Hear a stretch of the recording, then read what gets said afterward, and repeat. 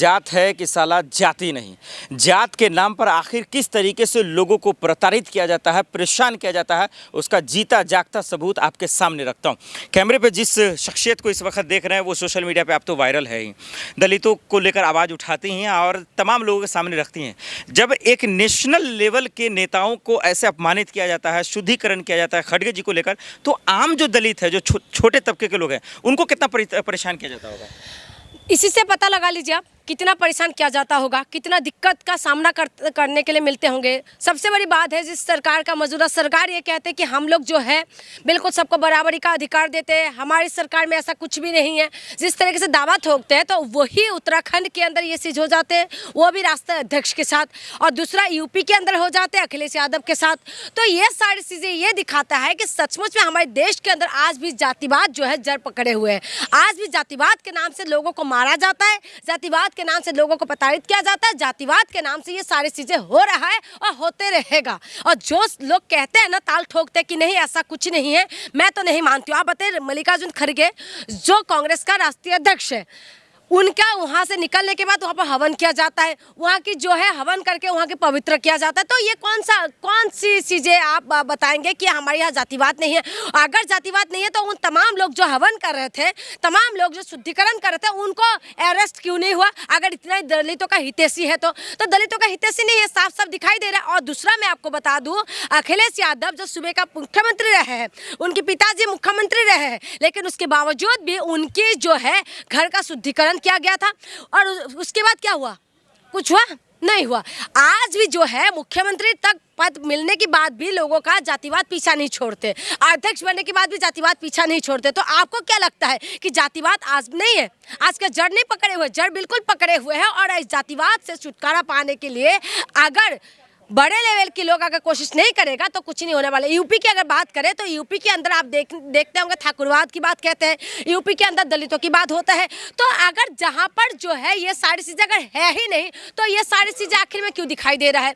ये बार बार ये सारी चीज़ें क्यों सामने आ जाते हैं? आप देखिए, घोड़ी पे चढ़ने से दलितों को मारा जाता है, मूछें रखने से दलितों को मारा जाता है। कुछ दिन पहले एक वीडियो आए थे, जो क्या नाम है, पंप चोरी के मामले में उस बंदे को उल्टा लटका के कुएं के अंदर उल्टा लटका दिया गया था। तो ये सारी चीजें लगातार होते जा रही। जिम्मेदार कौन है? जिम्मेदार कौन है? पहले तो समाज भी है और सरकार भी है।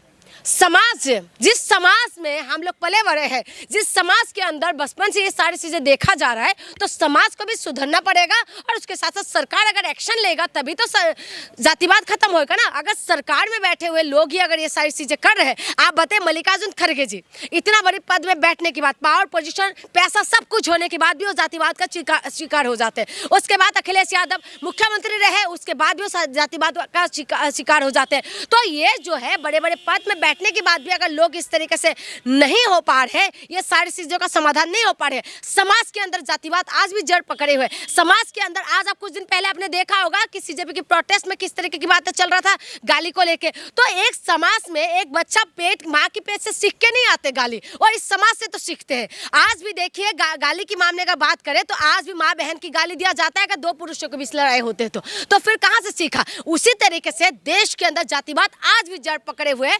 बेशक आप कितना भी बोले कि जातिवाद नहीं है, जातिवाद नहीं है, लेकिन आज भी जातिवाद है और जातिवाद जड़ पकड़े हुए। ये सारे एग्जाम्पल से साफ साफ दिखाई दे रहे हैं। कुछ दिन पहले आपने देखा होगा, जो पहले का राष्ट्रपति था कोविंद जी, उस वक्त भी उनको क्या करा, मंदिरों में घुसना नहीं दिया। और उसके बाद आप कहेंगे जातिवाद नहीं है।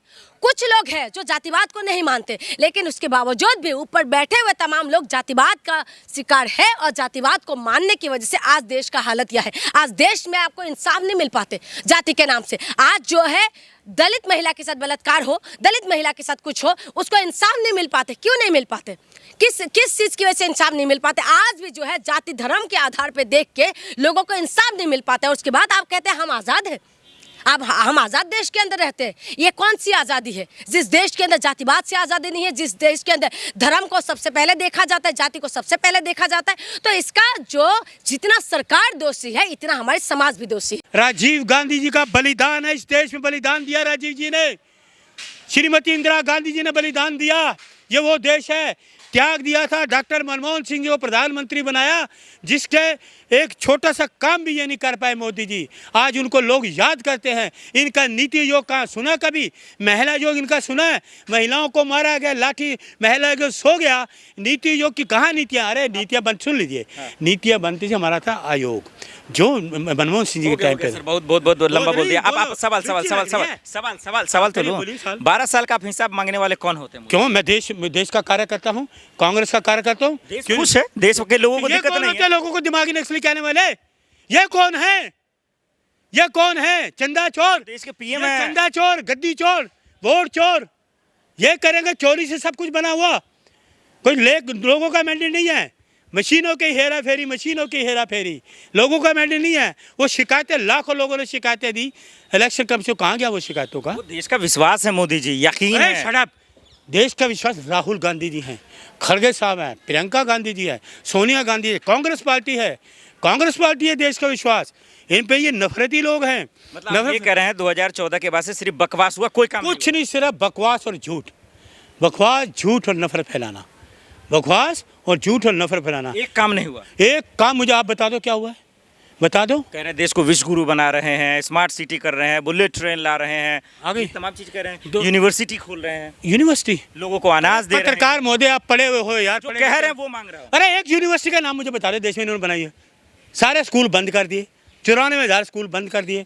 एक यूनिवर्सिटी का नाम ये बता दें मुझे, मोदी जी बता दें, अपनी यूनिवर्सिटी का बता दें जहाँ ये पढ़े थे, उसी का बता आखिर दें। में आप क्या कहना चाहते हैं मोदी जी, अमित शाह जी, आप पूरा मोदी कैबिनेट के लिए कि वो 2047 का सपना दिखा रहे हैं और आप 12 साल का हिस्सा मांग रहे हैं, क्या कहें? देखिए 2047 की बात पर कोई यकीन नहीं कर रहे। ठीक है, ठीक है, अभी चल रहा क्या है 2026, तो 27 से इनकी विदाई तय है।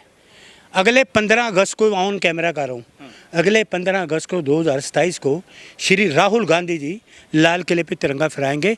इनकी विदाई तय है, विदाई तय है। लोग इनको नहीं चाहते, कहते हट जा मोदी, घर जा मोदी।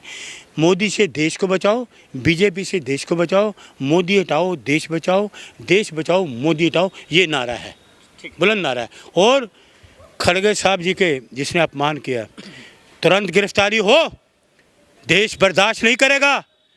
किसी भी जाति को, सभी जातियों से प्यार करते हैं, और ये जातिवाद फैलाना आपको शोभा नहीं देता। वो भी लाल किले की प्राचीर से उस व्यक्ति को अभी तक गिरफ्तार क्यों नहीं किया? अगर ये गिरफ्तारी नहीं हुई, बहुत बड़ा आंदोलन होगा देश के लिए, बहुत बड़ा। सम्मानित नेता है खड़गे साहब, तो गिरफ्तारी तुरंत होनी चाहिए। बहुत शुक्रिया।